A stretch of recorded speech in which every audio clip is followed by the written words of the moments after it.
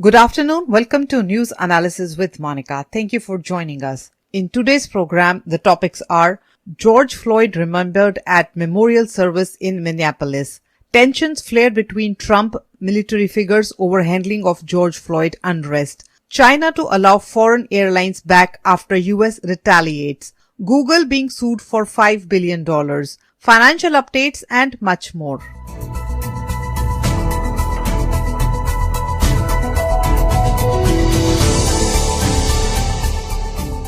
Let's start with news in brief. There are now 6.6 million confirmed cases of COVID-19 worldwide, and at least 388,000 people have died. As many as 2.8 million people have recovered so far. The US has the highest case toll in the world at 1.9 million and the highest death toll at 107,000. The Labor Department said 1.877 million Americans filed for unemployment benefits last week, topping a Dow Jones estimate of 1.775 million. Continuing jobless claims rose sharply, nearly reaching 21.5 million in America. India has 226,000 cases and 6,363 deaths.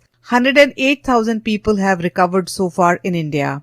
Brazil and Mexico both announced a record number of virus-related deaths in a single day.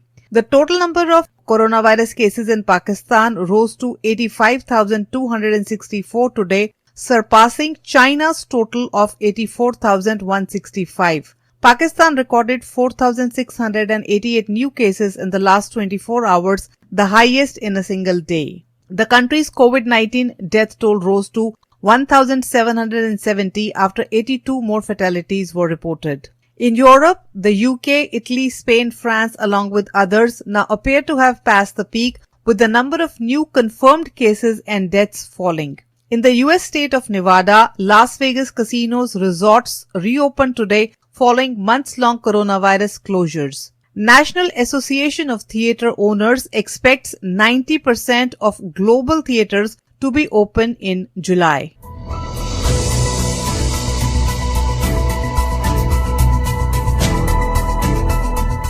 George Floyd को आज श्रद्धांजलि दी गई Minneapolis में एक memorial service में। Hollywood की celebrities, musicians, politicians वो सारे इकट्ठे हुए और उनको श्रद्धांजलि दी गई। जब से उनकी डेथ हुई है मई 25 को, तब से अमेरिका में और दुनिया में बहुत बड़े प्रोटेस्ट चल रहे हैं। एक वेव आ गई है, टर्बुलेंस आ गई, क्योंकि जिस हालात में उनकी मौत हुई है और जिस तरह से उनका वीडियो डेथ का सर्कुलेट हुआ है दुनिया भर में, तो उसने टर्बुलेंट वायलेंट डेमोन्स्ट्रेशंस जो हैं वो दुनिया भर में शुरू कर दी हैं पुलिस ब्रुटैलिटी, रेसिज्म और इनइक्वालिटी के खिलाफ। और इसके साथ साथ सब जगह डिमांड की जा रही है कि टाइम हैज कम टू डोल आउट जस्टिस। तो ये एक मौका ऐसा है, इस पे कहा जा रहा है कि कब तक ऐसा देखा जाएगा, कब तक ये जो इनजस्टिस है चलेगा। और आज भी वही बात रही, श्रद्धांजलि के साथ साथ यही बात उठाई गई कि it is time for change. अब बातों से काम नहीं होगा, कुछ ठोस कदम लिए जाने चाहिए जिससे ऐसी घटनाएं नहीं हो। और आज फिर वो घटनाएं उभर कर आई जो निर्दोष लोगों को मारा गया, maybe due to racial discrimination. Police के हाथों लोगों की मौत हुई या हेट क्राइम्स में मौत हुई, स्किन कलर की वजह से जिनकी मौत हुई, तो उनके लिए आज खास दिन ये रहा कि उन सब के लिए जस्टिस मांगा गया। अब जो जॉर्ज फ्लॉयड के लिए मेमोरियल हुआ मिनियापोलिस में, तो उनकी फैमिली के लोग इकट्ठे हुए, सारे सेलिब्रिटीज काफी इकट्ठे हुए थे और उनकी बातें याद की गई, उनकी जीवनी याद की गई। पहली उनकी आज मेमोरियल सर्विस थी। 3 जगह ये इनके मेमोरियल्स होंगे 6 दिनों में। जॉर्ज फ्लॉयड का जन्म हुआ था नॉर्थ कैरोलिना में। उसके बाद वो बचपन में ह्यूस्टन टेक्सास चले गए थे छोटी उम्र में, और फिर वो मिनियापोलिस गए थे लुकिंग फॉर बेटर लाइफ। 2014 में जॉर्ज फ्लॉयड मिनेसोटा गए थे एम्प्लॉयमेंट और नई जिंदगी की तलाश में। वहां पर उन्होंने 2 जॉब्स ले ली थी, एक ट्रक ड्राइवर का वो काम करते थे और एक रेस्टोरेंट में सिक्योरिटी गार्ड का काम करते थे। 5 साल तक उन्होंने वो रेस्टोरेंट में काम किया, मगर हाल ही में उनकी जॉब चली गई थी क्योंकि मिनेसोटा में स्टे एट होम ऑर्डर्स आ गए थे कोविड-19 पेंडेमिक की वजह से। और मई 25 को उनकी मौत हुई व्हाइट पुलिस ऑफिसर डेरिक चौवन के हाथों, जिन्होंने घुटना रख दिया था फ्लॉयड की गर्दन पर। और ये जो वीडियो है हर जगह वायरल हुआ और ये बात वहां पर बार बार उठाई गई, क्या हालात उनके हुए, किस तरह से उनकी मौत हुई। रेवरेंड एल शार्पटन, उन्होंने एक भावुक श्रद्धांजलि देते हुए कहा कि जॉर्ज फ्लॉयड की स्टोरी जो है that is the story of black folks, because ever since 401 years ago the reason we could never be who we wanted and dreamed to be is you kept your knee on our neck. उन्होंने कहा it's time for us to stand up in George's name and say get your knee off our necks. और reverend L शार्पटन ने ये कहा कि अब सारे system को बदलाव करने का समय आ गया है। तो उन्होंने कहा change the whole system of justice. Time is out for not holding you accountable. Time is out for you making excuses. Time is out for you trying to stall. Time is out for empty words and empty promises. Time is out for trying to stall the arm of justice. तो उन्होंने इस तरह से कहा कि accountability होनी चाहिए criminal justice system में। तो इस तरह की उन्होंने श्रद्धांजलि की और बहुत ही वहां पर माहौल आप समझ सकते हैं कि किस तरह का हो जाएगा जब इन्होंने कहा, रेवरेंड एल शार्पटन ने, कि सारे जो अटेंडीज हैं 8 मिनट और 46 सेकंड के लिए वो साइलेंस रखेंगे, क्योंकि 8 मिनट 46 सेकंड के लिए जॉर्ज फ्लॉयड की गर्दन पर एक्स ऑफिसर डेरिक चवान, जिनको चार्ज कर दिया गया है, उन्होंने अपना नी रखा और वो सांस नहीं ले पाए। तो उन्होंने कहा इतनी देर जॉर्ज फ्लॉयड जो हैं वो बेबस रहे और कुछ नहीं कर पाया कोई उनके लिए। तो 8 मिनट 46 सेकंड वैसे भी ये पूरी दुनिया में एक तरह का स्लोगन बन गया है कि किसी को सांस नहीं लेने दिया गया। और इस तरह की बातें स्वाभाविक है कि उनकी फैमिली वहां पर थी, उनके बच्चे थे, उनका बेटा, उनकी बेटी, उनके भाई बंधु थे, सारों ने याद किया किस तरह से उन्होंने बचपन बिताया है। और जो अटर्नी फ्लॉयड फैमिली को रिप्रेजेंट कर रहे हैं, बेंजामिन क्रम्प, उन्होंने कहा कि they are calling for equality specially in the way black people are treated in the criminal justice system. उन्होंने ये कहा we do not want two justice systems in America, one for black and one for white. और equality के लिए उन्होंने कहा कि ये एक अपॉर्चुनिटी है, एक टिपिंग पॉइंट है। अब खबरों में ये कहा गया था कि जॉर्ज फ्लॉयड की ऑटोप्सी हुई है और उसमें बताया गया कि होमिसाइड से उनकी मृत्यु हुई है, और ये भी कहा गया कि कोरोना वायरस के लिए वो पॉजिटिव टेस्ट हुए थे अप्रैल में।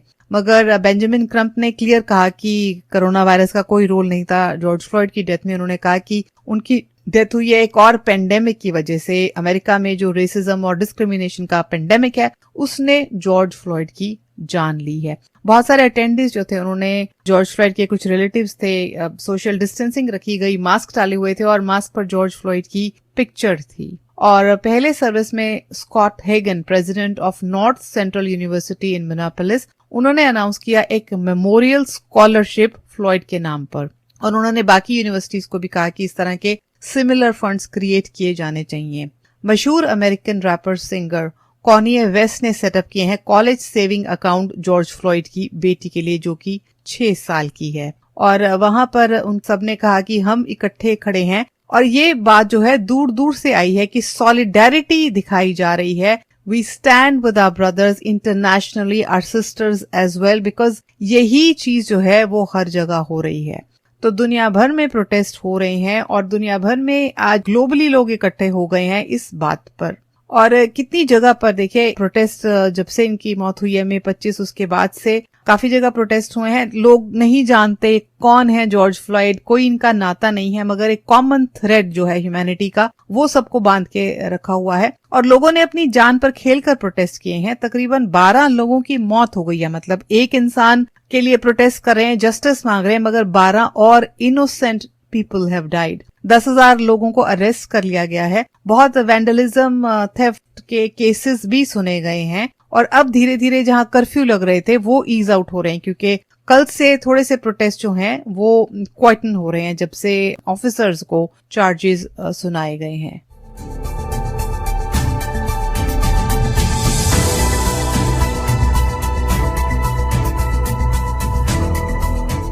इस सब के बीच में प्रेसिडेंट ट्रंप का बहुत ज्यादा क्रिटिसिज्म हो रहा है, ना सिर्फ अमेरिका में बल्कि विदेशों में। और अब मिलिट्री फिगर जो हैं वो उनको क्रिटिसाइज कर रहे हैं कि वो किस तरह से सिचुएशन को हैंडल कर रहे हैं। कोई ऐसा नहीं है कि लाइट क्रिटिसिज्म हो रहा है, बिल्कुल फटकारा जा रहा है उनको कि वो क्या एक्शंस ले रहे हैं। और कितने सारे लोग जो हैं उन्होंने स्टेटमेंट्स ऐसी दी हैं कि इनका जो बिहेवियर है बहुत इमेच्योर है, हैंडलिंग जो है वो बिल्कुल इनएप्रोप्रिएट है। अब प्रेसिडेंट ट्रम्प के current secretary of defense Mark Esper, उन्होंने कहा कि वो अपोज करते हैं using the insurrection act to send military to quell unrest. उन्होंने ये कहा कि प्रेसिडेंट ट्रम्प, ये बात उस दिन की है जब रोज गार्डन में प्रेसिडेंट ट्रम्प ने एक प्रेस कॉन्फ्रेंस को एड्रेस किया और उन्होंने कहा कि जरूरत पड़ेगी तो वो मिलिट्री को बुलाएंगे। उसके बाद क्योंकि रिपोर्ट से आई थी कि वो जाकर बंकर में छुप गए हैं व्हाइट हाउस में, क्योंकि प्रोटेस्टर्स ने व्हाइट हाउस को घेर लिया है, तोड़फोड़ हो रही है, तो 1 घंटे के लिए प्रेसिडेंट ट्रम्प और उनकी फैमिली जो है वो बंकर में थी। और अगले दिन जब उन्होंने सुना कि मीडिया में ये रिपोर्ट जो है फैल गई है तो उनको ये शो करना था कि मैं डर कर नहीं बैठा हूं, मैं बाहर जा सकता हूं। तो वहां पर प्लान हैच किया गया कि प्रेसिडेंट ट्रम्प चलकर व्हाइट हाउस से जाएंगे सेंट जॉन चर्च, और इसलिए क्योंकि प्रेसिडेंट ट्रम्प को चलकर जाना था और प्लान नहीं था, जब बाहर प्रोटेस्टर थे, पीसफुल प्रोटेस्टर्स थे, उनको विदाउट प्रोवोकेशन पुलिस ने मैन हैंडल किया, उनके साथ मारपीट की, flash bangs, right control agents, paper spray. तो उनको क्यों मैन हैंडल किया गया, ये बहुत बात जो है क्रिटिसाइज हो रही है हर सर्कल में, स्पेशली जो मिलिट्री ऑफिसर है प्रेसिडेंट ट्रम्प के। Current secretary of defense Mark Esper ने ये कहा कि वो अपोज कर रहे हैं इंसरेक्शन एक्ट या एक्टिव ड्यूटी मिलिट्री हैंडल करने के लिए राइटर्स को, और उन्होंने कहा कि अगर प्रेसिडेंट ट्रम्प इन्वोक करना चाहते हैं वो उनका साथ नहीं दे रहे। उन्होंने कहा the option to use active duty forces in a law enforcement role should only be used as a matter of last resort and only in the most urgent and dire situations, and we are not in one of the situations now. I do not support invoking the Insurrection Act. Former Secretary of Defense Jim Mattis, उनकी बहुत गुस्से भरी president Trump के लिए एक चेतावनी आई है। उन्होंने कहा कि स्टेटमेंट देते हुए उन्होंने कहा कि Donald Trump is the first president in my life time who does not try to unite the American people, does not even pretend to try, instead he tries to divide us. We are witnessing the consequences of 3 years of this deliberate effort. We are witnessing the consequences of 3 years without mature leadership. तो इतने स्पष्ट लफ्जों में उन्होंने कहा है कि president Trump जो है वो मैच्योर लीडरशिप ऑफर नहीं कर रहे। जॉन एलन, एक फॉर्मर 4-स्टार मरीन जनरल और current president of Brookings Institute, a DC think tank, also express strong disapproval of Trump's action. Former joint chiefs of staff chairman Mike Mullen, उन्होंने निंदा करते हुए कहा है कि प्रेसिडेंट ट्रम्प जो हैं उन्होंने बिल्कुल भी ठीक काम नहीं किया। और joint chiefs of staff chairman mark मिली, उन्होंने एक स्टेटमेंट इशू की, उन्होंने याद दिलाया सारे मिलिट्री वालों को कि जब वो मिलिट्री ज्वाइन करते हैं एक ओथ होती है कि कॉन्स्टिट्यूशन को डिफेंड करना पड़ता है, उसकी वैल्यू जो है उनको हमें फॉलो करना पड़ता है। तो उन्होंने कहा सारे लोग जो हैं they are born free and equal, they should be treated with respect and dignity. तो उन्होंने याद कराया जॉइंट फोर्सेस के मेंबर्स को कि सारे लोग, ऑल रेस कलर क्रीड जो हैं वो आइडियल, वो सारे एक बराबर हैं, और सारे ट्रूप्स को हैं वो याद दिलाते उन्होंने कहा कि आपका जो अपना स्टैंडर्ड है वो स्टैंडर्ड ऑफ हाई कंडक्ट होना चाहिए हमेशा।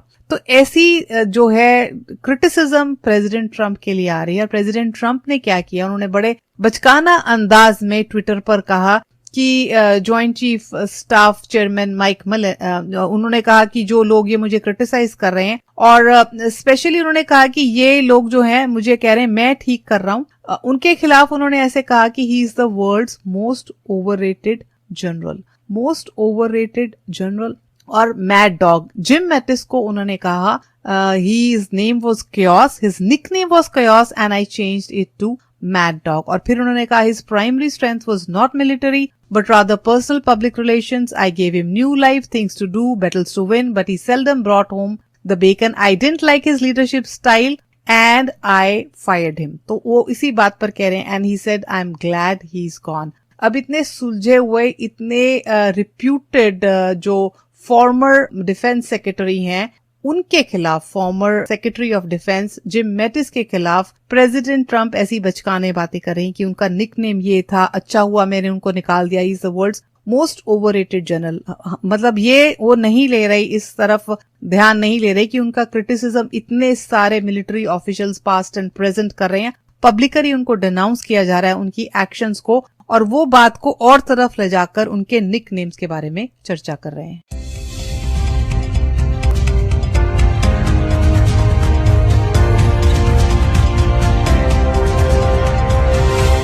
Welcome back. आप सुन रहे हैं news analysis with Monika Radio Mirchi 1310 पर। ये प्रोग्राम आप YouTube पर भी सुन सकते हैं। YouTube पर जाकर न्यूज एनालिसिस विद मोनिका के चैनल को सब्सक्राइब कर लीजिए ताकि आप तक अपडेट्स पहुंच सके।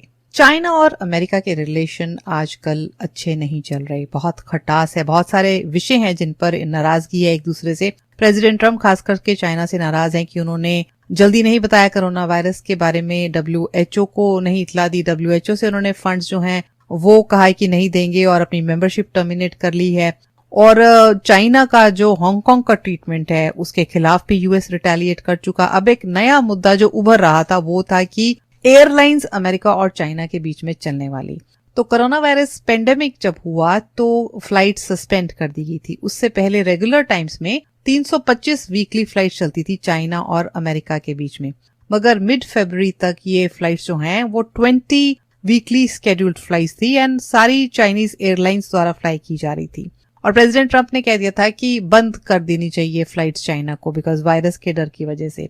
और चाइना से आने वाली फ्लाइट्स हैं वो रिड्यूस्ड नंबर पे आ गई थी। जितनी अलाउड थी इनको उससे ज्यादा फ्लाइट्स आ रही थी क्योंकि चाइनीज एयरलाइंस जो हैं वो चार्टर्ड फ्लाइट्स लेकर आ रहे थे कि यहाँ पर कोई स्ट्रैंडेड स्टूडेंट्स हैं उनके लिए।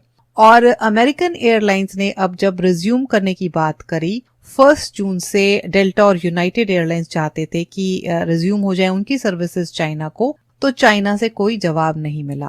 तो इस बात पर अमेरिकन अथॉरिटीज नाराज हो गई और ये ऑर्डर दिया गया कि 16 जून से चाइना की एयरलाइंस की फ्लाइट भी यहाँ नहीं आ सकती। उन्होंने कहा अगर हमारी कंट्री की जितनी फ्लाइट जाएंगी उतनी ही उनकी आएंगी और जो एक्स्ट्रा फ्लाइट्स आ रही हैं उनको स्क्रूटिनाइज किया जाएगा कि किस बेसिस पर पेपर भरे जा रहे हैं और इतनी फ्लाइट्स कैसे आ रहे हैं। अब या तो अमेरिका ने सख्ती की, थोड़ा चाइना ने कंसेशन दे दिया और उन्होंने फिर ये स्टेटमेंट दी है कि वो बैन जो है फॉरेन एयरलाइंस पर 8 जून से रिलीज कर रहे हैं। और उन्होंने ये कहा कि फॉरेन एयरलाइंस जो हैं वो ऑपरेट करेंगी 1 commercial passenger flight to China a week और 37 सिटीज चाइना की सिटीज में ये फ्लाइट्स जा सकती हैं।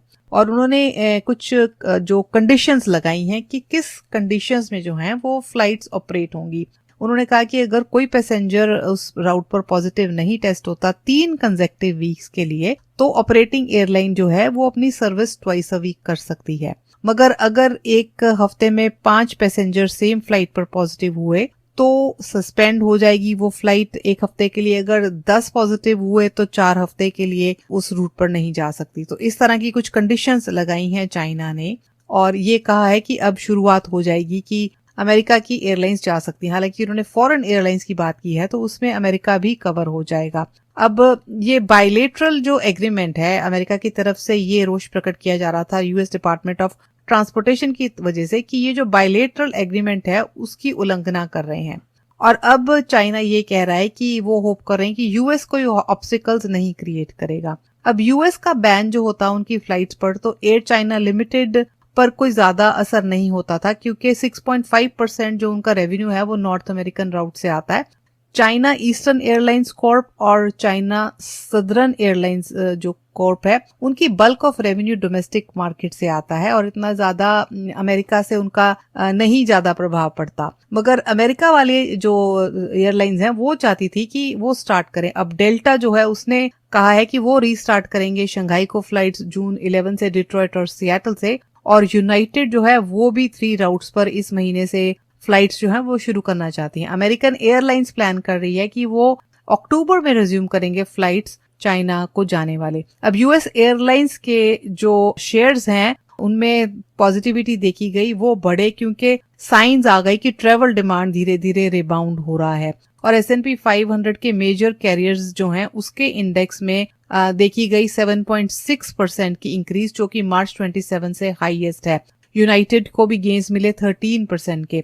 बोइंग के शेयर 13% क्लाइम हुए जब इंटरनेशनल एयर ट्रांसपोर्ट एसोसिएशन ने इंडिकेट किया है कि ग्लोबल एयरलाइन जो हैं they are on the way to recovery.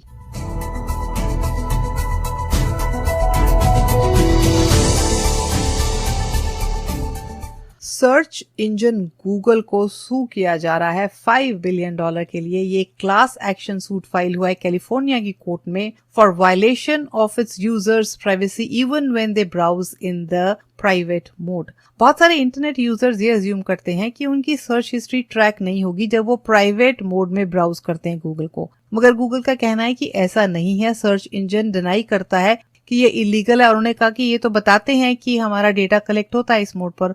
तो कई लोग जो प्रेफर करते हैं प्राइवेट मोड में, इनकॉग्निटो मोड में जाने की, उनका भी डेटा सारा ट्रैक होता है। इस लॉ सूट में कहा गया है कि गूगल ट्रैक करता है, कलेक्ट करता है कंज्यूमर ब्राउजिंग हिस्ट्री, बाकी वेब एक्टिविटी डेटा, और जिस तरह से सेफगार्ड्स कंज्यूमर सोचते हैं कि प्रोटेक्ट हो रही है उनकी डेटा प्राइवेसी, तो सारा इंफॉर्मेशन जैसे कंज्यूमर का आईपी एड्रेस, ब्राउजर और डिवाइस की इंफॉर्मेशन, वेब पेज कंटेंट, जो कंज्यूमर देख रहा है वो सारी गूगल इकट्ठा करता है। और जब कोई शेयर डिवाइस पर कई लोग करना चाहते हैं कि नहीं चाहते कि उनकी जो ब्राउजिंग हिस्ट्री है वो दिखे, तो हालांकि उनके डिवाइस पर नहीं वो दिखती, मगर गूगल के पास browsing history, cookies, site data, information सारी रहती है। Chrome doesn't tell the websites including Google when you are browsing privately in the incognito mode. अब गूगल वाले कहते हैं कि वो तो कॉशन करते हैं कि उनकी ब्राउजिंग हिस्ट्री जो है वो अवेलेबल रहेगी, और इसके साथ साथ वो क्या कर रहे हैं कि जो वेबसाइट्स हैं, सर्विंग वेबसाइट्स हैं, वो उससे बेचते हैं वो लोगों को, एड वालों को, ताकि उनको पता चल जाए कि किस तरह का यूजर का बिहेवियर है।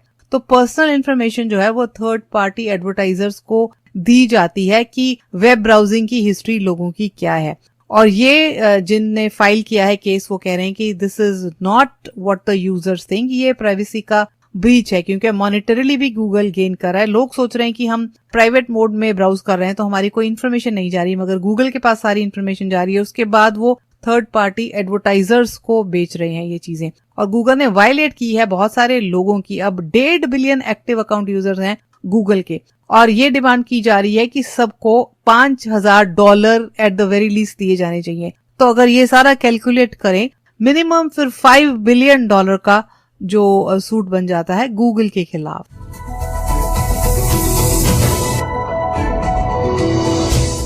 Time for our financial update. S&P 500 snaps 4-day winning streak. Nasdaq 100 touches record before retreating. Stocks were lower today, giving back some of the strong gains for June as Wall Street grappled with disappointing jobs data and a late-day sell-off in tech shares. The S&P 500 slid 0.3% to 3,112, while the Nasdaq Composite dropped 0.7% to 9,615. It was the first decline in 5 sessions for both indexes. The Dow Jones Industrial Average closed just above the flat line, advancing 11 points to 26,281. Shares of major tech companies pressured the broader market. Facebook and Netflix both dropped more than 1.6%. Amazon closed 0.7% lower, while Alphabet and Apple were down by more than 8% each. Earlier in the session, the Nasdaq 100 index, which is made up of 100 largest non-financial stocks in the Nasdaq Composite, hit an intraday record. However, the index ended the day down 0.8%. With that, it's a wrap for today. Please tune in to Drive Time with Monica Monday to Friday 7 to 9 a.m. I will be back with news analysis tomorrow at 4:30 p.m. Take care, stay safe, goodbye.